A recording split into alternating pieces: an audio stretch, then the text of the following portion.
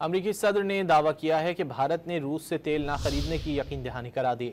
अमरीकी सदर Donald Trump ने कहा है कि भारत की रूस से तेल खरीदारी पर खुश नहीं था, मगर अब मामला तय हो गया है। भारत ने यकीन दहानी करा दी है कि वो अब रूस से तेल नहीं खरीदेगा। चीन के साथ तिजारती जंग जारी है। चाहते हैं हमास गैर मुसल्लह हो। हमास को गैर मुसल्लह करने के लिए अमरीकी फौज की जरूरत नहीं पड़ेगी।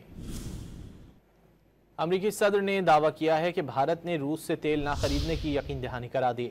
अमरीकी सदर डोनाल्ड ट्रंप ने कहा है कि भारत की रूस से तेल खरीदारी पर खुश नहीं था, मगर अब मामला तय हो गया है। भारत ने यकीन दहानी करा दी है कि वो अब रूस से तेल नहीं खरीदेगा। चीन के साथ तिजारती जंग जारी है। चाहते हैं हमास गैर मुसल्लह हो। हमास को गैर मुसल्लह करने के लिए अमरीकी फौज की जरूरत नहीं पड़ेगी। अमरीकी सदर ने दावा किया है कि भारत ने रूस से तेल ना खरीदने की यकीन दहानी करा दी।